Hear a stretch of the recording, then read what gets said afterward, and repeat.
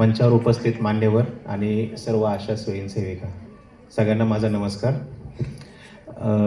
जे महत्त्वाचे मुद्दे होते ते सगळे कव्हर केलेत ऑलरेडी सगळ्यांनी, पण तरी मला एक दोन मुद्दे खूप प्रकर्षाने सांगावेसे वाटतात. पहिला एक आहे की सर मगाशी बोलले की खूप संघर्षातून तुम्ही हे सगळं काही मिळवलेलं आहे.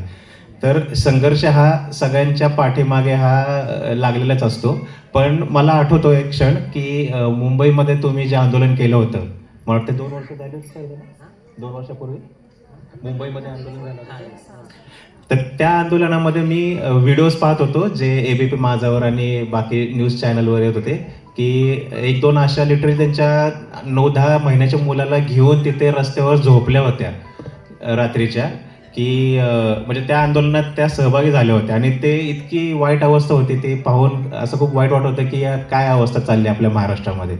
पण तुम्ही ते करून दाखवलं, तुम्हाला ते मिळालं, मानधन वाढवून मिळालं, तुम्हाला बोनससुद्धा मिळाला, त्याबद्दल सगळ्यांचं अभिनंदन. ह्याप्रमाणेच तुम्ही सुद्धा म्हणजे पुढची तुमची वाटचाल ही त्याप्रमाणेच चालू राहील अशी अपेक्षा आहे. आत्तापर्यंत आपण खूप छान काम करत आलो आहोत. आणि एक महत्त्वाचा मुद्दा सांगायचा राहिला तो म्हणजे आपले जे आरोग्य वैद्यकीय अधिकारी आहेत डॉक्टर गोपने सर, तर त्यांनी आजच एक पोस्ट केली आहे की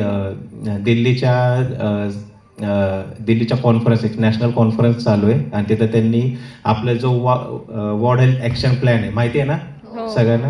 हां, तर त्याबद्दल त्यांनी आपल्याला तिथे नॅशनल कॉन्फरन्समध्ये तिथे सगळ्या देशात म्हणजे आपल्या देशातले सगळे मोठे मोठे लोक तिथे आलेले आहेत. तर त्यांच्यासमोर त्यांनी आपल्याला प्रेझेंट केलं आहे ॲज अ PCMC. एकच फक्त ती कॉर्पोरेशन आहे आपली की जी तिथं प्रेझेंट झालेली आहे आणि त्यांच्या सगळ्यांसमोर आपण त्यांना प्रेझेंट केलेलं आहे वॉर्ड हेल्थ ॲक्शन प्लॅन. तर त्याप्रमाणेच आपली ती एक आशा नॅशनल लेवलला जावेन, काहीतरी अवॉर्ड वगैरे घ्यावा अशी माझी इच्छा आहे. तर ती नक्कीच होईल, फार पूर्ण होईल अशी अपेक्षा आहे तुमच्याकडून. आणि दुसरं एक महत्त्व सांगायचं म्हणजे एक स्वतःसाठी तुम्ही पण एक शपथ तयार करून घ्यावी अशी माझी इच्छा आहे. शपथ या कारणासाठी की प्रत्येक आपल्या वैद्यकीय व्यवसायामध्ये डॉक्टरांची त्यांची एक शपथ असते, नर्सिंग स्टाफची एक शपथ असते, फार्मासिस्टची एक शपथ असते आणि ते त्यांच्या डेजला घेत असतात. म्हणजे डॉक्टर्स डेला डॉक्टर्स शपथ घेत असतात, नर्सेस डेला नर्सेस स्टाफ शपथ घेत असतो. तर तशी एक आशांची पण एक शपथ असावी.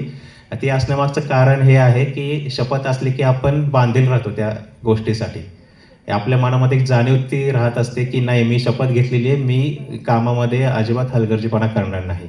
कारण की आपला हे काम जे आहे ते एखाद्या आयुष्याची असतं. माणसाचं आयुष्य टिकवणं किंवा घालवणं ते आपल्या हातात असतं. त्यामुळे आपण बांधील राहणं खूप गरजेचं आहे.